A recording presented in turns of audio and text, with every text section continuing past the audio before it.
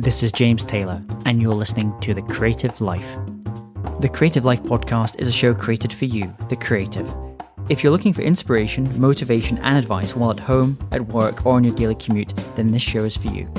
Each episode brings you a successful creative, whether that's a musician, writer, artist, designer, performer, educator, or creative entrepreneur.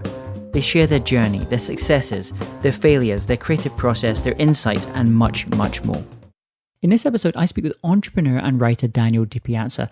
We talk about ditching your average job, how to stay focused as an entrepreneur, and Andy Warhol. Enjoy this episode. Hey there, it's James Taylor. I'm delighted today to be joined by Daniel DiPiazza. Daniel is the founder of the massively popular twentysomething.com and was once a typical 20-something, logging mind-numbing hours at low-paying jobs in hopes of moving up. Then it hit him, this doesn't have to be my life. Now 28, DiPiazza has launched multiple successful businesses with zero startup capital, simply by identifying and monetizing his skills into a career and life he loves. His latest book, Rich 20-something, Ditch Your Average Job, Start an Epic Business and Score the Life You Want, will help you do just that. And it's my great pleasure to have Daniel with us today. So welcome, Daniel. Thank you so much, James. It's an honor and a pleasure, my friend. So share with our listeners what's going on in your world just now. Well, what's going on? The only thing I can say that's remotely interesting for me is that I'm 29 now and I'm almost 30, which means I might have to give up the brand. Wow. So we're going to have to be like rich30something.com. Do you already have that domain name? Wealthy 30-something, James. Wealthy something. Yes. So how is it feeling now approaching the twilight of your years? This isn't the twilight. This is just the beginning. I have just now pulled up to the starting line. You know, one thing I'll tell you, which is something that I realized recently, and I hadn't known before writing the book, is that when you put out a piece of work that I would say is a significant piece of work. So not that I don't consider the blog significant and the articles I've written significant and the video, all the stuff I've done, but the book is the first piece of like really public work. And one thing I realized is that you don't necessarily.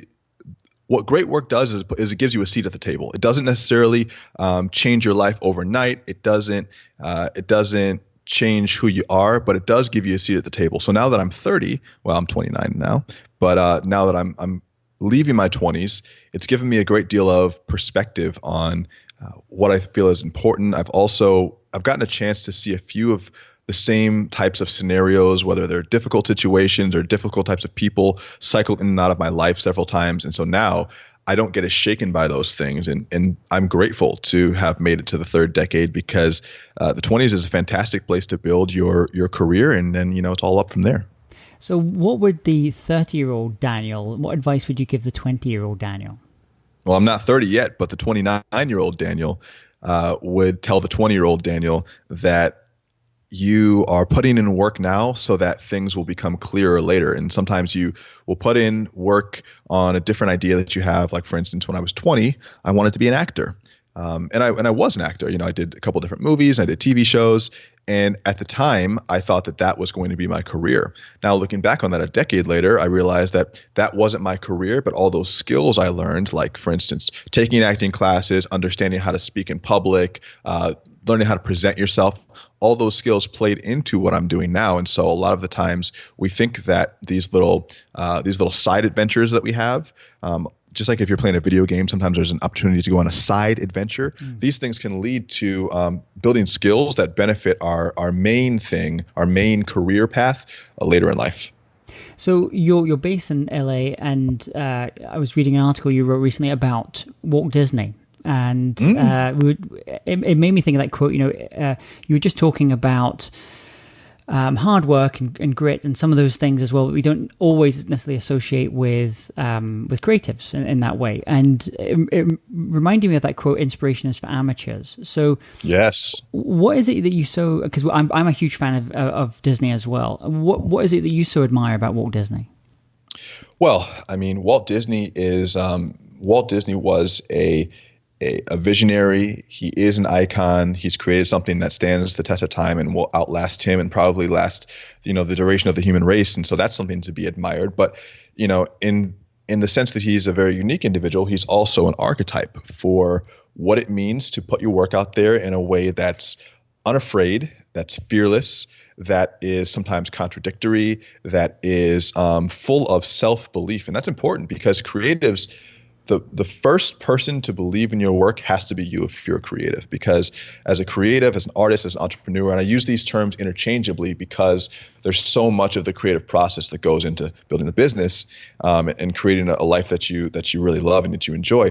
Creatives, artists, entrepreneurs, we have to believe in ourselves first, and it takes a dose of courage to be able to do this. And I think Walt Disney is a great example of artistic courage. And with Disney, they seem to have that kind of power of leading in terms of bringing a group of people together in a common cause to do something incredible. So, in the kind of work that you do as well, what things do you take from someone like Disney to be able to use in terms of building your own tribe? Well, the most important thing for building a tribe is to learn the skill of initiation, literally learning to initiate, learning to start something. Most of us, myself included at many times, and in different friend groups as well, and in different scenarios, I might just be a consumer. I might be a follower. There are situations where I might want to just listen and not speak, or where I don't want to lead. But as creatives and entrepreneurs, we have to become leaders, and that's difficult because it's hard to initiate things. Initiating things means that there's a good chance that you might fail, and if you fail, then it's going to be your fault. So you say, in Disney's case, I want to start making animations and I want to build a theme park around it. It was a longer process than that, but like all these things were these creative leaps, and he had to initiate that change, and he had to be the one to come up with the idea. And there's a risk there because the onus is always on you. The onus is on the creative. Creatives are the ones that take the risks, and so we're leaders. And leading is something that requires you to, rather than consume, you have to make something instead. And that's hard because it takes a lot of energy and emotional energy and intellectual energy to create something that wasn't there before, whether it's a book or a business or a movie or it could be a quilt that you're quilting. These are all things that take creative energy, and there's a risk in that, and there's a fear that what if this doesn't work? What if this goes wrong? What's going to happen if someone calls me out? What if I reach some place that I don't know how to get around? What if it gets difficult? And these are challenges that creatives are faced with on a daily basis, and the best of us learn how to overcome them. And in the book, you talk about some questions that you think every entrepreneur should ask themselves in order to help kind of fail-proof their business idea. So for someone that's listening just now, maybe they're at that stage.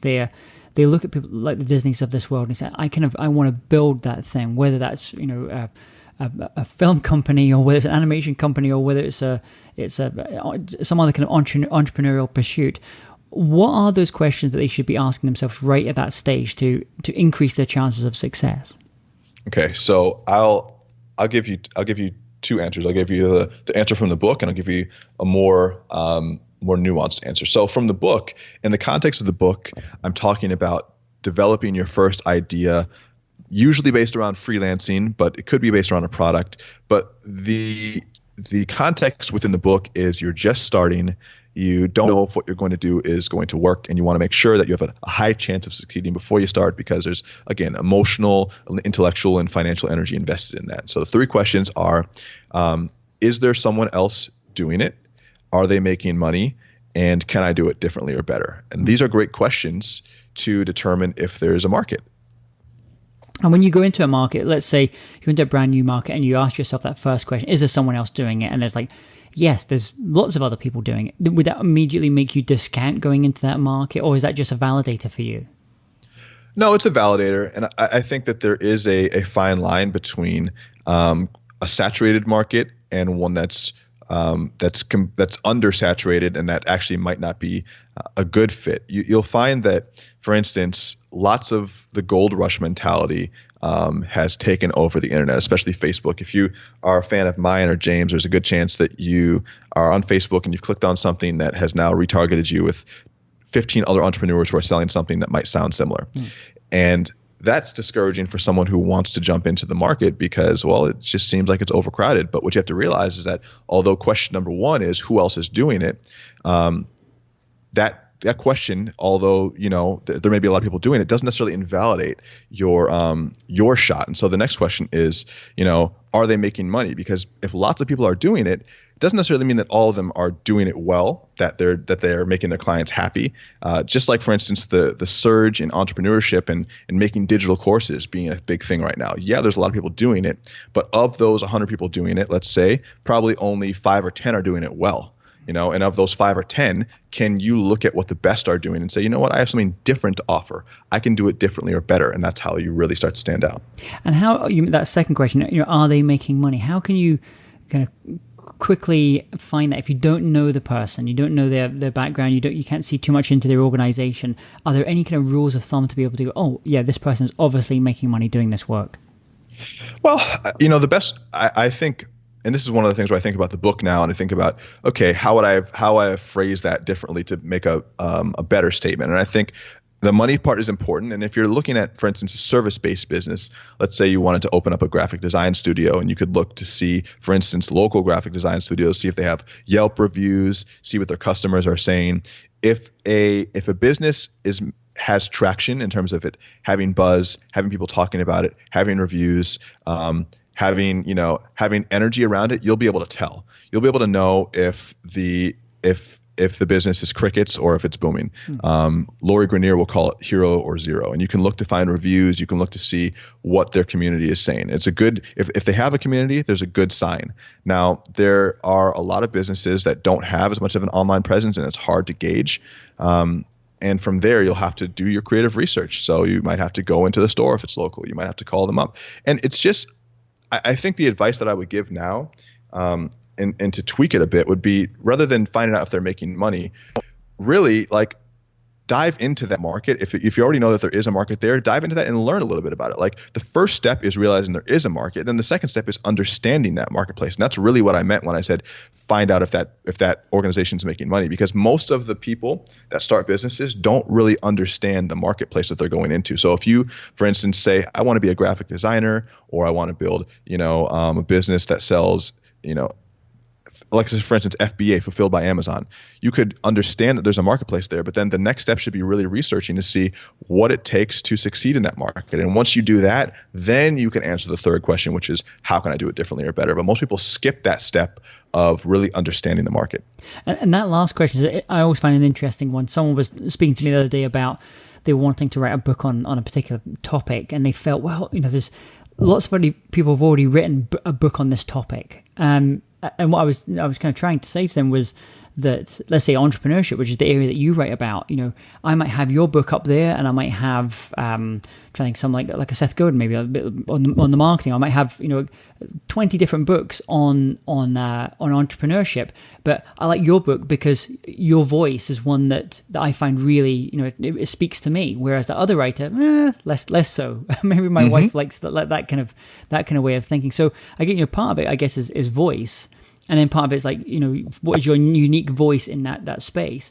And then the other one I often think about is just, the market that you're speaking to, and really understanding what that market is, what their concerns, what their 2 a.m. problems are. For sure. And differently or better too.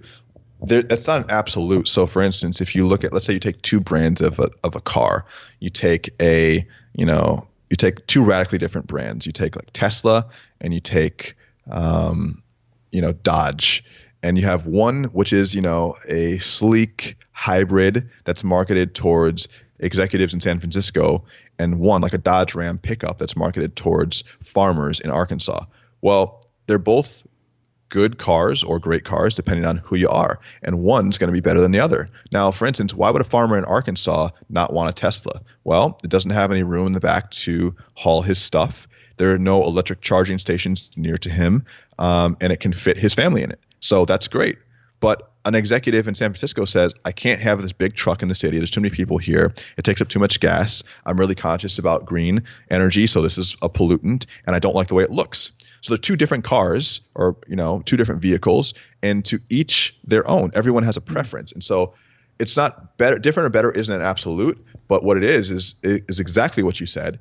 It's your unique voice, And I'm guessing, a lot of people that you work with, the entrepreneurs that come to you and ask for advice or read the book, coming up with ideas isn't often their biggest challenge. They'll have lots of ideas, and then maybe they're kind of working on one thing, but then that bright shiny ball bright shiny thing comes along, and it kind of distracts them a little bit.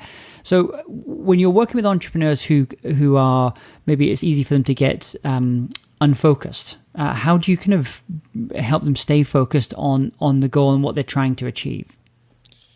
That's a really good question, and it's brought to my attention the idea, or it's brought to my attention the issue that ideas are mostly they're purely masturbatory in a lot of ways. The idea is the easy part. The idea is not the hard part. The idea is the fun part. The idea is the dream part.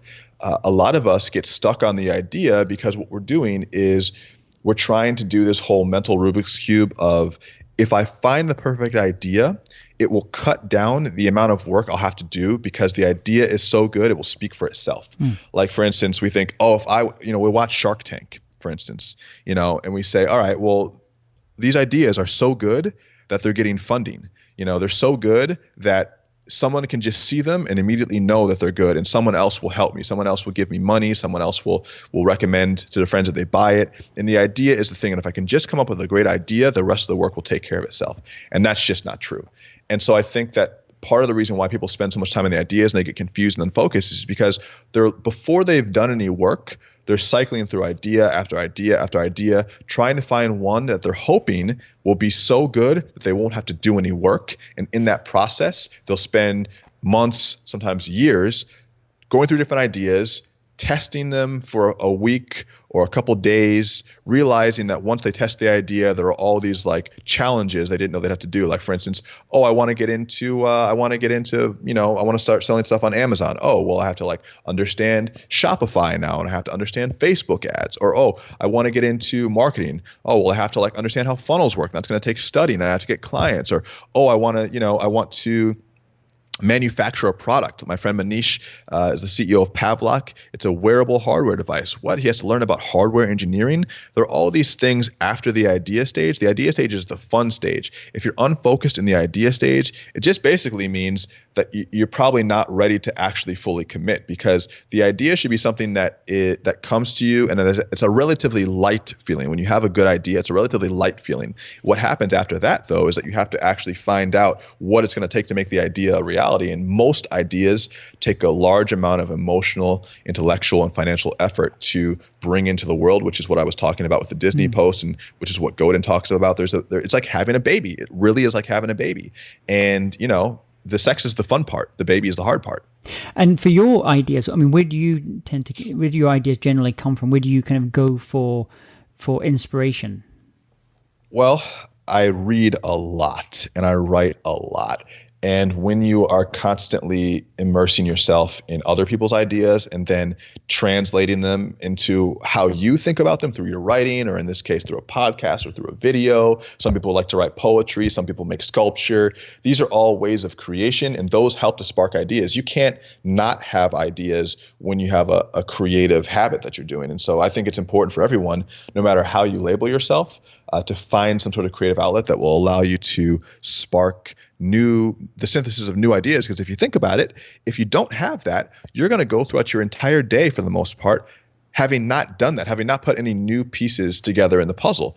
I think about routines minus my writing habit, and I think, man, mostly what I'm doing throughout the day is waking up, eating, using the bathroom, talking to the same 10 people, unless I'm engaged in my creative work. And then I'm forced to start thinking of new ideas. Unless I make reading a dedicated part of my day, and now I'm forced to dive into other people's thoughts, not just scrolling on the internet, but whole books. And so I make a point to have this creative infusion of ideas, both input and output. And that makes me, essentially limitless when it comes to what I can come up with. I said at the top of the show, you were once that person in the kind of low-paying job, doing kind of mind-numbing hours. What was holding you back from making that transition into the kind of life that the more kind of entrepreneurial way of living that you have now? Well, just age and circumstance. There's no hard line for when you're ready to start a business or when you're ready to make a leap, you're never ready. I have friends now who are, 5 or 6 years younger than me, who are further than I was at the stage when I was their age. And I have people who are older than me who still haven't figured out that they don't need to work for someone. So there's no hard and fast rule for when you should get it, for when you should get the joke. But I think that you have to be committed to making mistakes. And as cliche as it sounds, be afraid to do things that don't work. Seth Godin has a very good kind of like analogy about getting your ducks in a row, and that being a very colloquial saying, I got to get my ducks in a row before I can do X, Y, Z. And his retort is, okay, well, now that your ducks in a row, what are you going to do with that duck? We spend so much time shaping and polishing and planning. We get all these different types of planners. I see people who have all these different types of organizational systems, and there's so many ways to like rearrange our lives, but we often will use learning and consuming and organizing as a way to avoid the creative process, which is the whole part of this thing. So you're never going to be ready, but you have to be willing to do something that's not going to work. And, most of us aren't willing to do that, whether it's working out, we're afraid that we're going to suck at it, or we're going to give up, whether it's managing our finances, whether it's attending to our relationship, whether it's starting a business. These are risky things that require effort from all the different ways that we can give effort, creative, intellectual, financial, and those things might not work, and they're scary, and it's easier to stay back in a position of relative security, consuming, even if it's a little bit painful, even if we're like a dog laying on a nail moaning and it's too painful to stay silent, but not painful enough to move. That's where a lot of us are stuck in. We're just kind of stuck in this weird quasi frustrated state. But most of us haven't reached the point yet where we're fed up enough to risk the fact that what we do might not work. But it's only those people who are willing to make that leap that are going to make the change. And a lot of us are going to be wishing that we had the balls. It's hard because there was that famous experiment where would you rather keep this $5 or give the $5? There was that one. It's just that and the way I often think of when I'm speaking to someone and they're maybe in that position, I think, well, I'm thinking about starting this business, but I'm not sure because I've got this thing. I just have them kind of future pace and just say, what does it look like a year? Let's say you stay on the exact same course you're on now, you're doing what does it look like in a year's time? How does that feel? What does it look like in 5 years' time? How does that feel? What does it look like in 10 years' time? How does that feel? And then do it with the other version, the other potential way that they can go, and unless they can feel a pretty strong gut feel like I do not want to be going on the same path I'm going, unless you can feel it in that emotional level, then it's going to be so much harder, I find, to get things going, because you need to make it real in some way. Yeah, totally. I mean, in Tony Robbins has talked about this for years, where he says, it has to be so painful that you're forced to change, and that the pain of staying the same is greater than the pain of changing.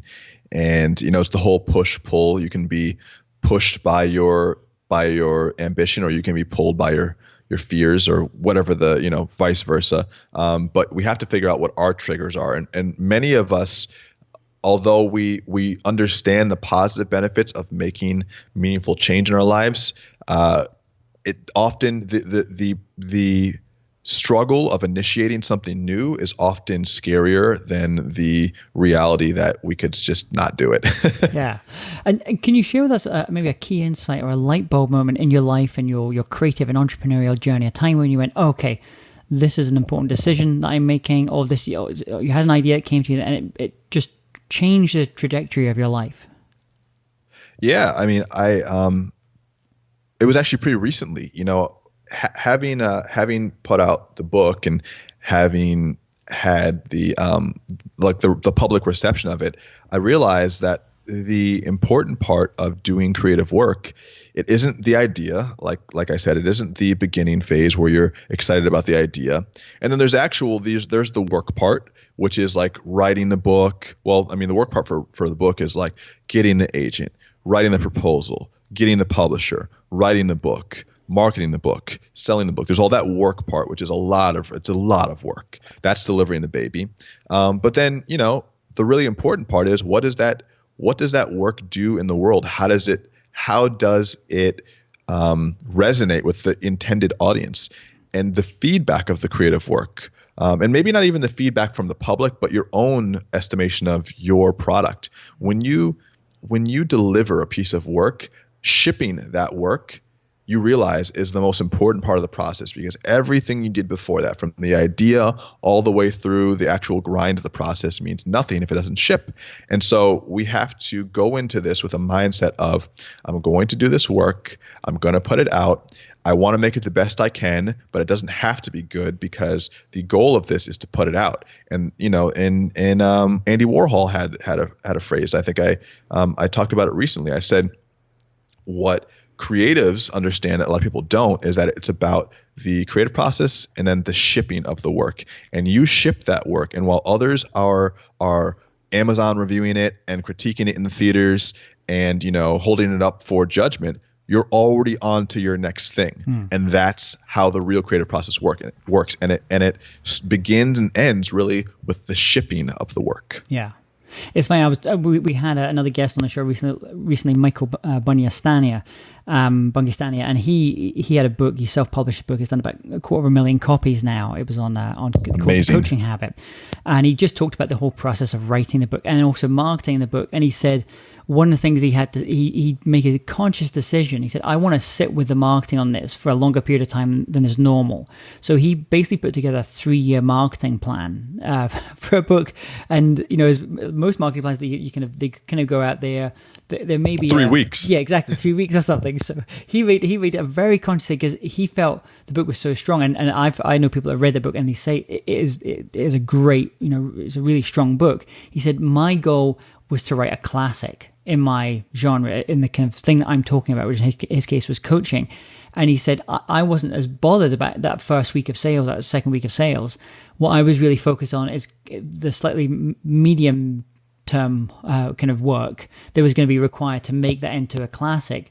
And he said it was, it's hard because, as you say, once you've kind of got it out there and you've initially shipped it, it's like, okay, I want to move on to the next idea, the next thing that you're working on, and actually sitting with it for a bit longer and working it through and really seeing how far you can take the idea is actually, I think that's a real challenge. That takes real skill and grit to be able to do that.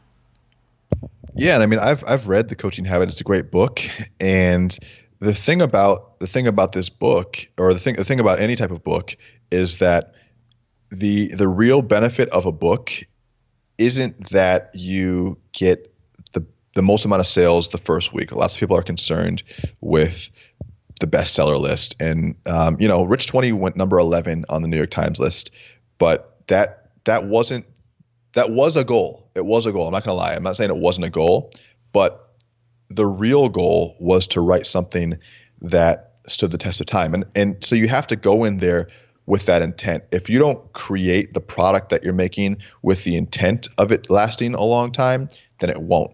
Walt Disney, to call back an earlier reference, intended for his work to span generations. It wasn't something that was seasonal or simply a fad or a trend or generational. How many comics and TV shows and cultural phenomena come and go, and Disney is still there, buying Marvel, buying Lucasfilm, they own ABC, like, come on,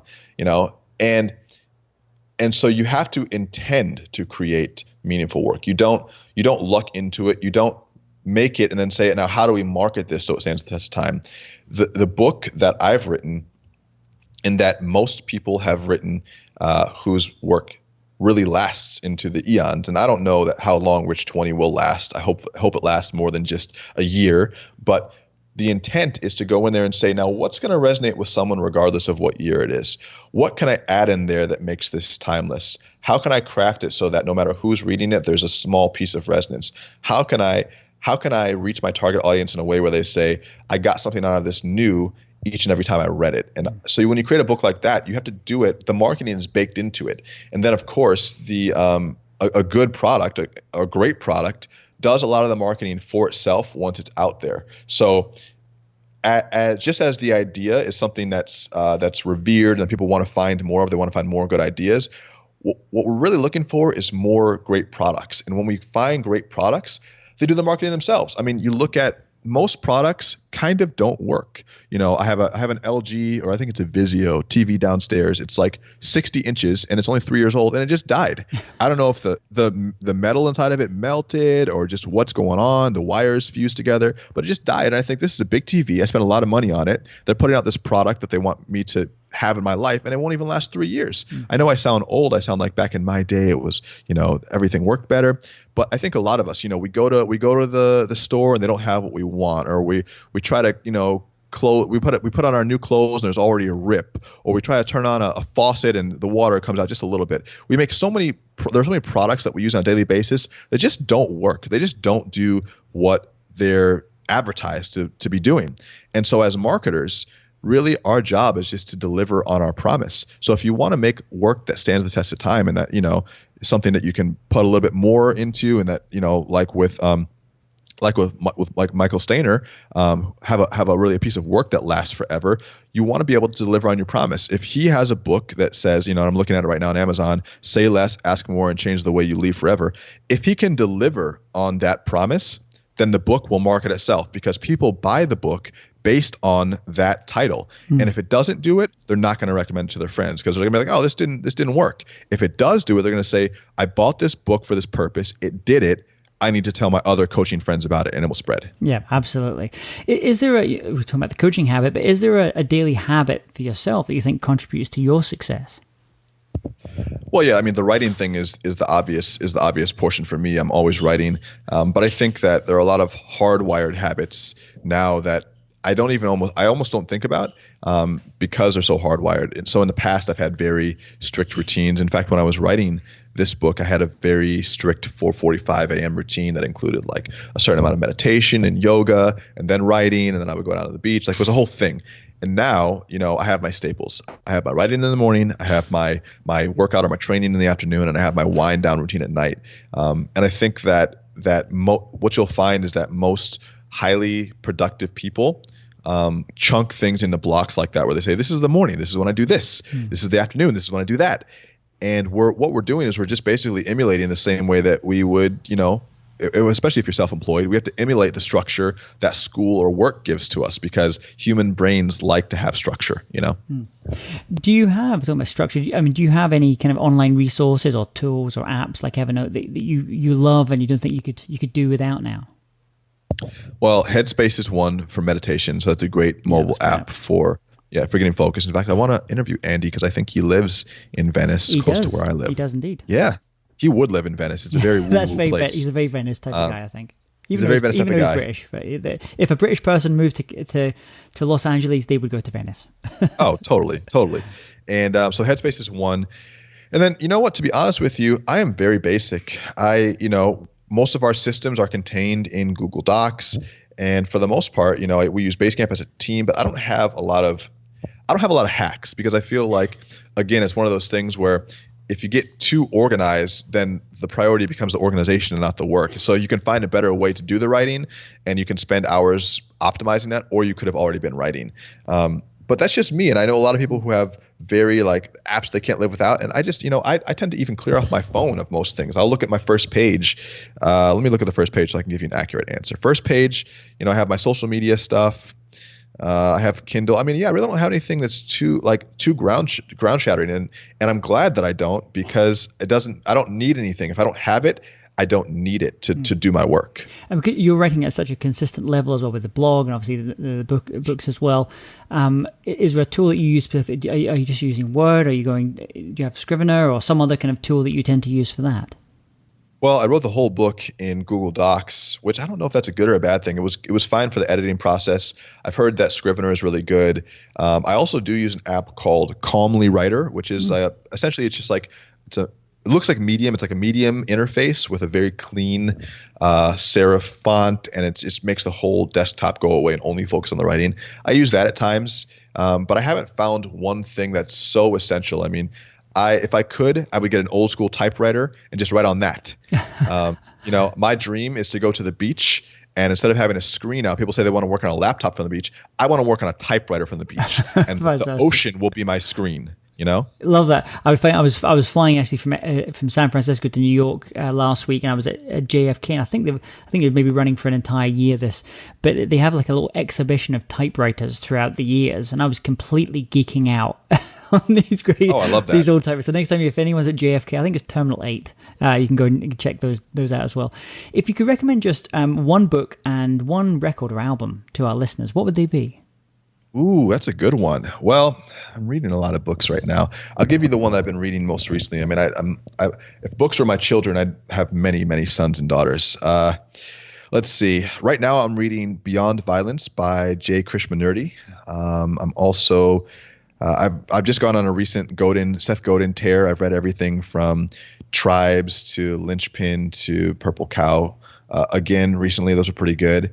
One book that's really changed my life, which I highly recommend to readers, is called Wisdom in the Age of Insecurity by Alan Watts, who is a contemporary British philosopher, which is I'm finding very useful for my life and highly relevant. He's great. I think he used to live up in Mill Valley in the Marin in Northern California. He did. He has a great audio. I think he has some of his audio talks are now available for free online as well. Oh, man, I binge those things. They're so good. And what would the record be? Is there an album or record that you like to have when you're writing, or when you're at the gym, or when you're working out, or you just find like this is it makes your life better having this music? You know who I'm really getting into right now? I am getting into the Grateful Dead a lot. Wow. So for anyone who doesn't know Grateful Dead, they're this counterculture band from the 60s and 70s, led by Jerry Garcia. And my grandmother was a baby boomer, and she was a hippie. And when we worked she used to have the shop where she sold like different just gifts and stuffed animals and toys and stuff. And she had this whole line of collectible Grateful Dead gear. And I didn't know what it was at the time because I was like 10 or 11. But then as I got into it, I realized, this was like recently within the past 5 or 6 months, I realized that, man, artists like the Grateful Dead, bands like that, the ones that really change a culture, they build a tribe around them. So it's very resonant to me that you'd have Godin, who really talks about building tribes. Then you have people out there in the creative space actually doing it. At Grateful Dead concerts, they'd say the music is free, the community is $20, and that would be like, it's free to listen to our music, but to listen to it with a group of other Deadheads is $20. Wow! And I love that mentality. That's a great way of thinking about it. I love that. So let's imagine if you woke up tomorrow morning and had to start from scratch. So you've got all the tools of your trade, all the knowledge that you've acquired as an entrepreneur and as a writer, but no one knows you. What would you do? How would you restart? How old am I? You can be any age you want. Well, if I had all the tools. See, because that's a trick question, because the biggest tool is the relationships. It's not the knowledge, it's the relationships. Yeah, so let's imagine you don't know anyone then. So yeah.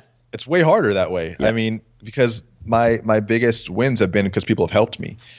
But if I had to start over again, knowing no one, I think what I would do first is I would switch it up. I love writing, but I also realize now the power of YouTube. And if I had to start over again with a brand new start, I would probably go almost exclusively to YouTube, especially if it was like 4 or 5 years ago, and maybe even now as well, because I'm looking at the potential for how to get your message out there. And to me, it seems like YouTube has the best of both worlds. It's a platform that is like, it's a social media platform.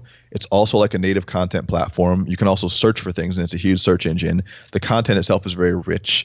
The fans and followers are very engaged.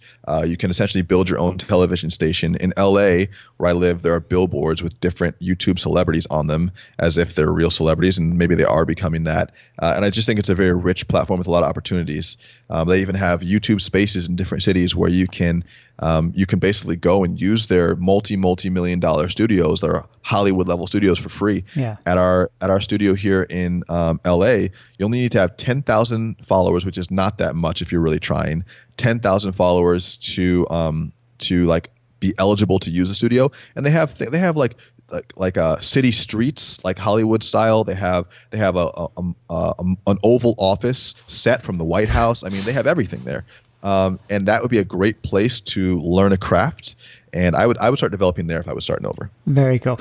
Well, what's the best way, Daniel, for people to connect with you, learn more about you, and more about the book and the other things that you're working on just now? Where should they go? Sure. It's easy to find me. You can type in Rich 20-something with a 20 in Google, and you'll find rich20something.com. You'll find all my social media. You'll find my Wikipedia page. You'll find my personal websites and whatnot.